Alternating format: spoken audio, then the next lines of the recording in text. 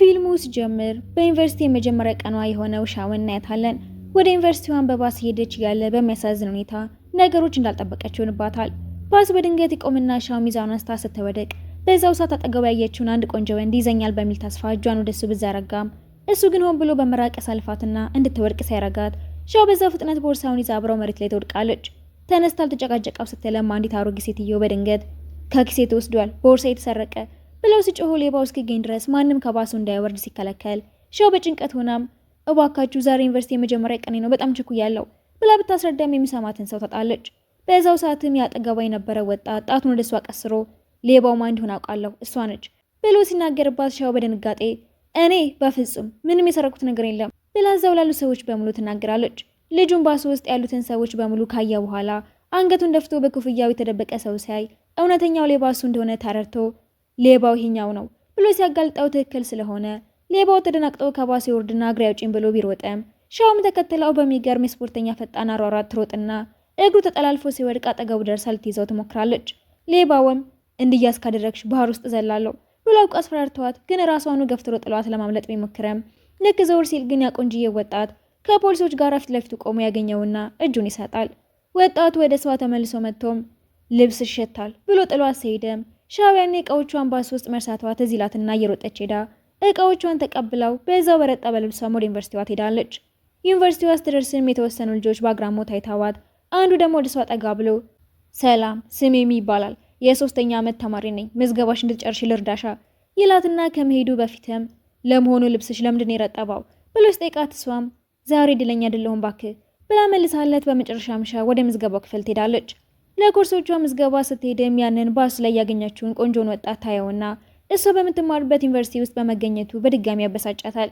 ወረፋ ሳትጠብቅ እንድትመዘገብ እየረዳ ስለነበረም ምንም ሳትናገር ዝም ብትልም ወረፋ የያዙት ተማሪዎች ግን መቃወም ሲጀምሩ ሻው ነገሩ ስላላማራት ሄዳ ምንም ችግር እንዲፈጠር አልፈልግም ዝም ብዬ ወረፋው ላይ ልቁም በቃ ብላቸው ልክ ልትሄድ ስትል ግን ሚሊያስ ቆማት ይሞክርና በስተት ሲገፋት ፊቷ የነበረው ያወጣት ልክ ሊረዳት እጆቹን የዘረጋ ቢያስመስልም በዛው ሰዓት ግን እጁን ይሰበስበውና ለሁለተኛ ጊዜ መሬት ላይ እንድትወድቅ ያረጋታል።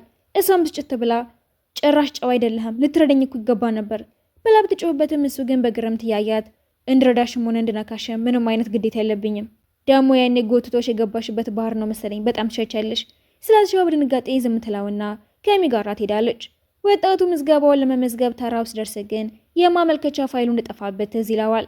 ጠዋት ባሱ ላይ ሻው በሱ ላይ ስትወድቅ የወሰደችው ይመስለውና ወዲያውኑ ደውሎ ስሜሽን ይባላል ፋይሌ ካንቺ ጋራ ነው ለምዝገባዬ በጣም ስለምፈልገው እኔና ስጪኝ ሲላት ሻው ግን ድምጽህን መስማትም ሆነ ፊትህን ማየት አልፈልግም ብላው እሷን ሳይረዳት በመቅረቱ እየቀጣችው መሆኑን ነግራው ስልኩን ዘጋበትና ወደ ዶርማ ስትገባም የክፍል ጓደኛዋን ጂንን አግኝታት ወዲያውኑ ይግባቡና ጥሩ ጓደኛሞች ሆናሉ።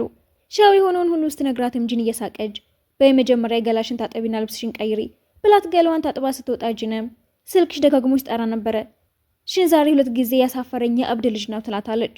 በዚህ ማለምሽን የሴቶች ዶርሜት እንደሆነ አግኝቶ ቢመጣም በህጉ መሰረት ጥበቃው ሲከለክለው ሻው በመስኮት ስትመለከት እሱን ታየውና ይኸውልሽ እየተከታተለ የሚያስቸግረኝ ልጅ እኮ እሱ ነው ዝም ብለሽ ራቂው ሲደክመው ይተውሻል የሚል ምክር ስትሰጣትም ሻው በማማረር በዚህ ዩኒቨርሲቲ የማገኛቸው ወንዶች ሁሉ እብዶች ናቸው እኮ ስትል ጂንም እየሳቀች ቆይ ግን ሴቶች ሁሌ ስለሚፎካከሩለት አንድ ወጣት ቆንጆ ልጅ እኮ አልነገርኩሽም እያለቻት ማውራቷን ትጀምራለች። ስሙም ቲያን የሚባል በጀርባው ላይ 7 ቁጥር የተጻፈበት ማሊያ የለበሰ በሚማሩበት ዩኒቨርሲቲ ውስጥም ዝነኛ የቅርጫት ኳስ ተጫዋች ሲሆንም ጨዋታውን ላዩት ብዙ ሰዎች ተሰብስበዋል። በርካታ ሴቶችም ጮክ ብለው ስሙን እየጣሩ ይደግፉታል። ሻው ደግሞ ከፊት ለፊት ተቀምጣ በትኩረት እያየችው በሐሳቧ በመጨረሻ ማዳኝን አገኘሁት ስትል ሐሳቧ አንድ የቅርጫት ኳስ ተንከባሎ እግሯ ስር ሲያልፍ ቋረጠና ቲያንን ወደ እሷ መጥቶ ኳሱን እስኪያቀብኝ ሲላት ሻውም ኳሱን ወደ አየር ስትወረውረው በቀጥታ ወደ ቅርጫቱ ውስጥ በመግባት አስገራሚ ጎል ይሆናል። ቲያን በችሎታዋ ተገርሞም ጎበዝ ነሽ እኮ በሏት እሱ የሚሳተፍበትና የእሷ ተወዳጅ ስፖርት የሆነውን የዋና ቡድን ዋና አሰልጣኝ አሁን ሄዳ ዋና መማር እንድትጀምር ይነግራታል። ሻው ወደ ዋና ልምምዱ ለመድረስ እየሮጠች ብትሄድም ልምምዱ ላይ ዘግይታ በመድረሷ አሰልጣኙ ተቆጥቷትም ቅጣቷ እንድትወጣም ቦታው እንድታጸዳው ይዛታል። በዛው ሰዓትም ሺን ወደ ዋናው ገንዳ ይገባና ስለ ሻል ጠይቁት አሰልጣኙም ወዳለችበት ያሳየው ሻል ደግሞ እሱን ስታየው ልታመልጥ ትሞክራለች። ፋይሌን ፈልጌ ነው እንጂ ላስቸግርሽ አይደለም እሷን በንዴት አዲስ ፋይል አውጣና ከኔ ራቅ ብላ ስትመልስለት በድንገት አንድ መሰላል ተሸከመ ሰው ሲያልፍ እሷን ሊመታት ሲል ዘወር ብላ ስታመልጥ ግን ሽን ተመቶ ወደ ዋናው ገንዳ ውስጥ ይገባል። መዋኘት ስለማይችል መስጠም ሲጀምር ሻው ወዲያውኑ ዘላ በመግባት ህይወቱን ታተርፈውና ቦታውን መጽራቷን ትቀጥላለች። ሽን ግን ባድናቆት እያያት ወደ መኝታ ክፍሌ መመለስ አለብኝ ብሎ ትቷት ሄዶ መኝታ ቤት ውስጥ ደርሰም በጨዋታ ተጠምዶ የነበረ ወፍራም የክፍል ጓደኛውን ያገኘዋል። በሴቶች መኝታ ክፍል ውስጥ ደግሞ ሻው ከ2 ዓመት በፊት በሁለተኛ ደረጃ ትምህርት ቤት በነበረችበት ወቅት ተራራ ላይ ለመውጣት በሄዱበት ያጋጠማትን አደጋ ትዝ ሲላትም በወቅቱ ተጎድታ ልትሞት ጥቂት ሲቀራት እርዳታ ለማግኘት ስትጮህ 7 ቁጥር ማሊያ የለበሰ ወጣት ያድናታል። ፊቱን ማየት ባትችልም ጥቁር የአንገት ሐብሉን ግን ከእርሱ ላይ ወስደው ነበር። ቅርጫት ኳስ ሲጫወት ያየችው ቲያነም አዳኝ ሊሆን ይችላል ብላ ታምናለች። እውነቱን ለማረጋገጥም ወደ ቅርጫት ኳስ ተጫዋቾቹ እቃ ማስቀመጫ ክፍላቸው ትሄድናም የቲያን ሳጥን ስትከፍተው ከአድናቂዎች የሰጠውን ስጦታ ታገኘዋለች። ከጥበቃ ሰራተኞቹ ያዳናት ሽንም በድንገት አፏን ይዛትና ጥበቃዎቹ ከወጡ በኋላም ሻው እጁን በኃይለኛው ነክሳው አንድ ወረቀት ይዛ አንድ ደግሞ መፈለግ ስትጀምር ምን እንደምትፈልግ ባትነግረውም እሷ ግን ወዲያውኑ ፎቶ አንስታው ሰው የምትከታተል ሌባ አድርጌ ያጋልጣለሁ ብላ ታስፈራራዋለች። ከዛም ሽን የሱን ሎከር ከፍቶም ስጦታውን ያወጣውና እሷ እንድትይዘው ያረጋታል። ከዛ ፎቶ አንስተዋትም ችግር የምትፈጥርብኝ ከሆነ ደግሞ ይህንን ፎቶ ለጥፈዋለሁ ብሎ ስተውባት ይለያያሉ። ከዛም ሽን ተመልሶ የነከሰችውን ያስታውስና ደስ ብለው ስለ ሻው ማሰብ ይጀምራል። በነጋታውም የሻው የክፍል ጓደኞች እሷ የጂንን ሎከር ስትከፍት የሚያሳይ ፎቶ ያዩና ጂን ቀስቅሳት ፎቶውን ስታሳያት ተጸጽታ ማን የለጠፈው አውቃለሁ ሽን ነው። የመጀመሪያ ክፍለ ጊዜዋ ላይ ሴቶቹ ሁሉ በፎቶ የተነሳና የጂንም ዩኒፎርም ስትሰረቀ ሌባዋ እሷ እንደሆነ ስላሰቡ ሲጣሏት ጊዜ ሽንን ለብቻው ታገኘዋለች። ፎቶውን የለጠፍከውና ለስርቆቱ ተጠያቂ ያደረከኝ አንተ ነህ፣ ምንም ባላወቀም ሁሉ ጊዜ ማንቺ በማስቸገር ትከሽኛለሽ ብሎ አሽተዋት ይሄዳል። የሽን የክፍል ጓደኛም ለማቺን ሻውን በደንብ እንደሚያውቃትና ሽን ደግሞ እውነተኛ ሌባውን ለማግኘት ሊረዳው እንደሚችል ነግሮት በዛው ምሽት ዩኒፎርሙን የሰረቀችው ልጅ ትያዛለች። ልጁም የሆነውን ነገር ሲረዳ በትምህርቱ ጎበዝ የሆነውን ሽንን እሷን በትምህርትም እንዲያግዛት ይጠይቀዋል። ዩኒቨርሲቲ ውስጥ ሲገናኙም የሚረዳት ሽን መሆኑን አይታ ስትደነገጥ ሽንም ዲፓርትመንቱ ነው እንድረዳሽ ጠየቀኝ። በዚህ መሀል የሚመጣና ሁለቱንም ሰላም ብሎ በቀልድ መልክ ጓደኛዬ የሻል አስጠኝና ፍቅረኛ መሆኑን ማመን አልችልም ስላትሻው በድንጋጤ አፏ ውስጥ የነበረው ውሃ ትንላትና የሽን ላፕቶፕ ላይ ይፈስባታል። ሚን በድንጋጤ በሩጫ ወጥቶ ሲሄድም ሽን ደግሞ በእንዴት ላፕቶፑ ሊያስጠግን ይሄዳል። ከዛም ሽን ደግሞ በስህተት የዋና ክለብ ውስጥ እንደገባና መልቀቅ እንደማይችልም ይረዳል። የሚገርመው ደግሞ ውሃ ስለሚፈራ ልምምድ ላይ የሚገኘውም ተንሳፋፊ ጃኬት አድርጎ ነበር። በዛው ሰዓትም የዩኒቨርሲቲው ተማሪዎች የግድ የሳይንስ ወይም የባህል ክለብ ውስጥ መግባት እንዳለባቸው መመሪያ ይወጣል። ሚም የምርመራ ክለብ ፕሬዝዳንት ሲሆን እንደ ስርቆት ያሉ ሚስጥራዊ ጉዳዮችን ለመፍታት ቢጠረም ማንም ሰው የሱን ክለብ አልተቀላቀለም ነበር። በዚህ መሀልም አሊና የምትባል ልጅ የራሷን ተውኔት ጽፋ ብትመጣም በድራማ ክለቡ ግን ውድቅ ትደረጋለች። ሚም በሷ ተሰጥቶ ተደንቆ እሷ ግን በእንዴት ድርሰቷን ሰጥታው ቆሻሻ መጣያ ውስጥ ጣለው ሺ ብላ ውስጥ ሄድሻው ደግሞ በዚያ በኩል ስታልፊያትና አንድ እቅድ አውጥቶም ከቺያን ጋር እንድትቀራረብ ይረዳሻለሁ፣ እሺ ወዲያውኑ ገባለሁ በማለት ተስማማለች። በዛው ቀንም ሽን የነገውን የካምፕ ጉዞ እንዳለ ሲሰማና ሚሻውን ሲጋብዛትም ሽን እኔም እመጣለሁ ብሎ ያስገርመዋል። በጉዞ መሀልም ጂን ለሻው ቲያን እንደምትወጁ እኮ በግልጽ ይታያል። ሻውም ቲያን እንዴት እንዳዳናትና ራሷን ስትስትም በእጇ ይዛው የነበረውን ጥቁር የአንገት ሐብል እያሳየቻት ታሪኩን ትነግራታለች። አዳኟ እሱ እንደሆነም ታምናለች። ጂንም ለምን በቀጥታ ሄድሽ አትጠይቂም ታዲያ ብላ ትገፋፋታለች። ሻውም እሱን ለማናገር ወደ እሱ ጋር ብትጠጋም በድንገት ግን የጩኸት ድምጽ ይሰማል። አንዱ የክፍል ጓደኛቸውም ሐይቅ ውስጥ እየሰመጠ ነበር። ሻው ግን በፍጥነት ሮጣ ታድነዋለች። በአደጋው ምክንያትም ጉዟቸው ተቋርጦ ወደ ግቢ ይመለሳሉ። ተማሪዎች እንደደረሱም የመገኘታቸውን ቁጥጥር የምታደርግ ተማሪ ንግግር ታደርጋለች። ይሄ ዩኒቨርሲቲው ባህል ነው። አንደኛ ዓመት ተማሪዎች በሙሉ ግቢውን ማጽዳት አለባቸው። ለእያንዳንዳቸው የተለያየ ቦታ ተመድቦላቸዋል ስትላቸው ሻው የጽዳት ሰዓቱና የዋና ልምምዷ ስትደረቡባት የሽን የጽዳት ቦታ ቀላል ስለሆነ ቦታ እንቀያየር፣ ችግር የለውም እሺ። በዚህ መሀልም ሻው በተመደበው ሁኔታ አካባቢውን እያጸዳች ያለ በአንዱ የመጋዘን ክፍል ውስጥ ግን የሰው ጥላ ያለ ስለመሰላት ቆም ብላ ማን ነው እዛ ያለው ብላ ብትጠይቅ ምንም መልስ አላገኘችም። ለማረጋገጥ ወደ ውስጥ ስትገባ ግን ማንም ባይኖርም አንድ ነገር ትረግጣለች። ጎንበስ ብላ ስታየው መሬት ላይ የፈሰሰ ቀይ ቀለም ነበር። በሁኔታው ተበሳጭታም አሁን እኮ ነው እዚህ ጋር አጽድቼ የጨረስኩት ማን እንደዚህ የሚያረጋው በማለት በምሬት ታወራለች። በነጋታው በዩኒቨርሲቲ ውስጥ ትልቅ ዝግጅት ይኖርና በብዙ ፕሬዝዳንቶችና ዳይሬክተሮች ፊት አዲስ የተሳለ ትልቅ የግድግዳ ስዕል እንዲመረቅ ሁሉም በጉጉት ቢጠባበቁም ውጤቱ ግን አስደንጋጭ ይሆናል። ስዕሉ ላይ አንዱ ቃል የጎደለ ሲሆን በላዩ ላይ ደግሞ ሻው ትናንትና ከረገጠችው ጋራ ተመሳሳይ የሆነ ቀይ ቀለም ስለተደፋበት የዩኒቨርሲቲ ፕሬዝዳንት ቀለሙና ካርጋው ሲያዩትም ገና ስላልደረቀ በንዴት ይህንን ጥፋት የደረሰው ሰው በመጋዘን ውስጥ የነበረው መሆን አለበት፣ ለመሆኑ ትናንትና በመጋዘን ውስጥ የነበረው ማን ነው ብለው በቁጣ ሲጠይቁም የኬሚስትሪ ትምህርት ኃላፊው ሻው እዛ ነበረች ብለው ይመልሱላቸዋል። ፕሬዝዳንቱም ወዲያውኑ ወደ ሻው ዞረው ይህንን ውድ ስዕል ያበላሸሽው አንቺ ነሽ ብለው ሲከሷት ደንግጣ አልነካውትም፣ እኔ እዛ በነበርኩበት ጊዜ ሌላ ሰው ነበረ፣ ቀለሙን ያፈሰሰውም ያ ሰው ነው የሚሆነው ብላ ብትከራከርም የክፍሉ ኃላፊ ግን ሻው ጫማ ላይ ያለውን ቀይ ቀለም አይተው ታዲያ ጫማሽ ላይ ያለው ምንድነው? ይሄ ጥርጣሬ ውስጥ ይከተናል ሲሏት እሷን በድንጋጤ እየተንቀጠቀጠች ወደ ጓደኞቿ ጋር ሄዳ እባክህ እጅ የለበትም አጣርተህ እውነቱን አውጣልኝ ብላ ሚነን ተለምነዋለች። ሽን የተፈጠረውን ሲሰማም ከሾው ጋር ወደ ፕሬዝዳንቱ ሄድና እሷ ንጹህ ናት፣ እንዲያውም በዛን ቀን መጋዘኑን ማጽዳት የነበረብኝ እኔ ነበርኩ፣ እሷ ልምምድ ስለነበራት ቦታ ተለዋወጠን ነው በማለት ለመከላከል ቢሞክርም ፕሬዝዳንቱ ስላላመኑት መጀመሪያውንም ለእናቷ ደውለን እንድትመጣ ነግረናታል። የሻው እናት ደርሳም ልጇ የተከሰተችበትን ወንጀል ስትሰማ በጣም ተናዳ እዚህ የመጣሽው ልትማሪ ነው ወይስ ችግር ልትፈጥሪ? እናቴ መኝኝ፣ እኔ ጥፋተኛ አይደለሁም፣ እውነቱን አረጋግጣለሁ። ከዛም እናቷ ምንም እንኳን ብትናደድባትም እንዳይቸግራት ትንሽ ብር ሰጥታት ራስሽን ጠብቂ ብላ ትሄዳለች። በዚህ መሀል ሚለሽን ደውሎ ሻውን ከዚህ ስም ማጥፋት ነፃ ማውጣት አለብን፣ አብረን እንረዳታለን። ቴን ደግሞ ወደ መጋዘኑ ተመልሶ ቀለሙን በጥንቃቄ መመርመር ሲጀምር ቶሎ የሚደርቅ አይነት መሆኑን ቢያስተውልም ፕሬዝዳንቱ ግን ቀለሙን በነኩበት ወቅት ገና አልደረቀም ነበር። ይህ ማለት ደግሞ የግድግዳ ላይ ስዕሉ የተሳለው ለዝግጅቱ ጥቂት ሰዓታት ሲቀረው ብቻ እንደሆነ ይረዳል። የደረሰበትን ሀሳብ ያስረዳዋል። ይህም ለሻን ንጽህና ጠንካራ ማስረጃ ሆኖ ጥፋተኛ ለመሆኑ ያረጋግጣል። ቲያንም ጥፋተኛዋ ሺ የምትባል ልጅ እንደሆነችና እሱንም ስለምትወደው ሻውን ከህይወቱ ለማስወጣት ብላ እንዳደረገችው ገብቶትም ሊያናግራት ሲሄድ እሷም ሳትክድ አዎ እኔ ነኝ ያደረኩት በማለት እውነቱን አምና ጥላው ትሄዳለች። ከዛም ሻው ጋር ሄዶም ሽሊናት ሁሉንም ነገር ያበላሸችው፣ ነገር ግን ጓደኛዬ ስለሆነች ልጎዳት አልፈልግም ቢላትም ሺን ገና ከመጀመሪያውኑ ሽሊ እውነተኛዋ ጥፋተኛ መሆኗንና ሆን ብላ ሻልን ለማጥመድ እንደሞከረች ደርሶበት ስለነበረ ልጅቷን አግኝቷት አንቺ ከስሉ ላይ የሰረቅሽውን ክፍል በደበቅሽበት ቦታ ላይ ሻው እንድታጸዳ አደረግሻት። ነገር ግን ሻው እዛ አካባቢ ስታጸዳ አይታሽ ደነገጠች። ከዛም ወደ ዕቃ ማስቀመጫ ክፍሉ ስትሄድ ደግሞ ሌላ ጥፋት በመፍጠር ሻውን በድጋሚ ለመወንጀል ሞከርሽ። ሽሊ ሁሉንም ነገር ለማስተባበል ብትሞክርም ጂንም በድንገት አንድ ቦርሳ ይዛ መታ በውስጡም የፈሰሰው አይነት ቀለም የነካቸው ልብሶች ስለታዩ ታጋልጣታለች። ሽሊ እንደገና ለመካድ ብትሞክርም በመጨረሻ ተስፋ ቆርጣ ሁሉንም እንዳቀደችው ስትናገር የሻል ስም ከክሱ ነፃ ይሆናል።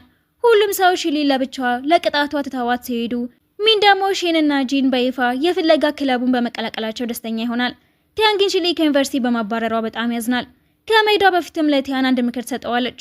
ከእንግዲህ ልብህ ለሚመርጣት ለአንዷ ልጅ ብቻ ትኩረትህን ስጥ። ሻል ወደ ዩኒቨርሲቲ መለማመጃ አዳራሽ ስትሄድም ቲያንስ ታገኘው ለእሱ ያለው አመለካከት ተለውጦ የበለጠ ይቀርባታል።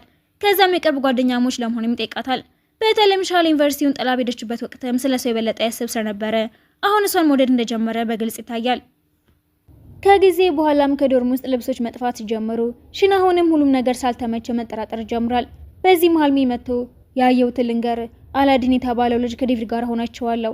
ዴቪድ ደግሞ ሻውን ይወዳታል፣ ሊሆን የሚያውቀው ነገር መኖር አይቀርም ይለውና ወደ ልጁ ሄደው ሲጠይቁ ጥርጣሬያቸው እውነት መሆኑን ያረጋግጥላቸውና ዴቪድ ሻውን ለማረጋጋት እየሞከረ አይዞሽ ሁሉም ነገር ይስተካከላል ቢላትም እሷ ግን በጣም አዝና ለምንድነው ሰዎች እንደዚህ የሚጠሉኝ? ለምንድነው ሁሉ ጊዜ ሊጎዱኝ የሚሞክሩት? ቆይ ምንም አልገባኝም። ብዙም ሳይቆየም ጓደኛዋ ጂን ደውላላት ሻው የዶርም ልጆች በሙሉ ዲኑ ቢሮ ናቸው፣ በፍጥነት ነይ ብላት እዛ ስትደርስም የተሰረቁት ልብሶች በአንድ ሎከር ውስጥ ይገኛሉ።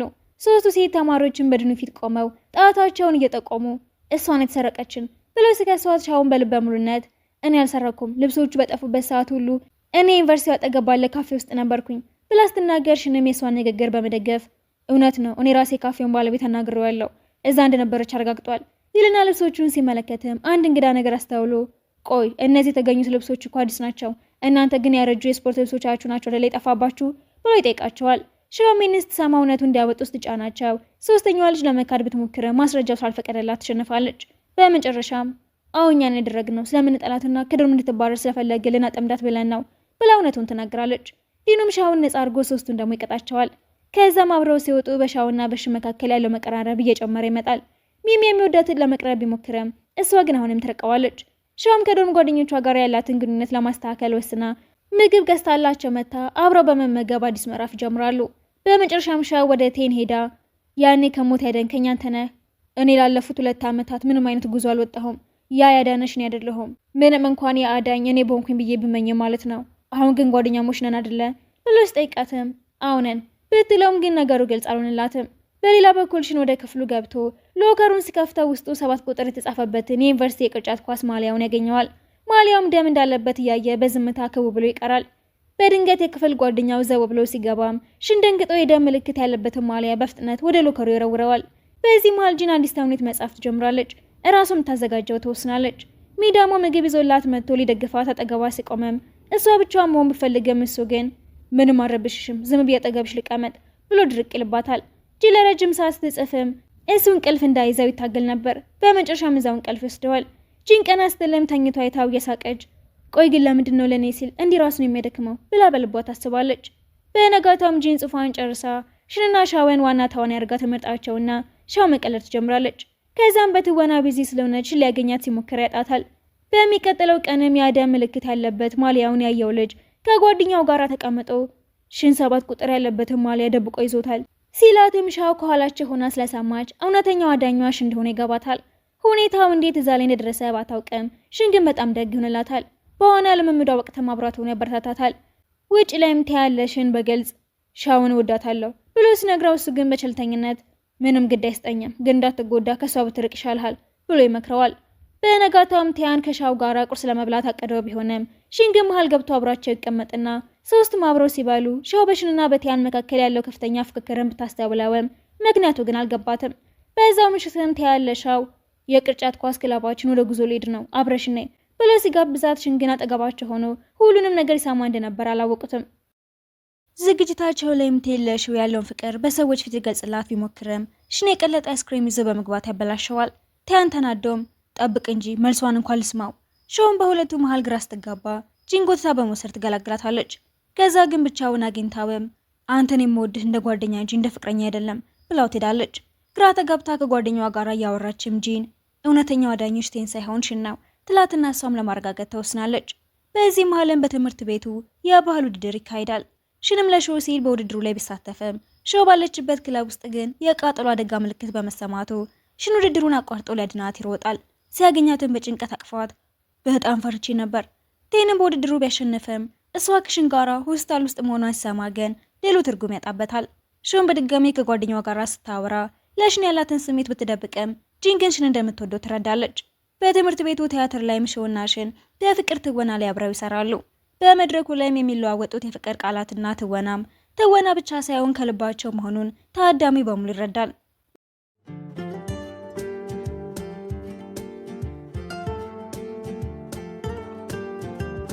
በሌላ በኩል ዳሞሚ ለጂን ያለውን ፍቅር በስፒከር ቢገልጽላትም ጂን ግን ከላይ ሆና ስላሳፈራት ውሃ ትደፋበታለች።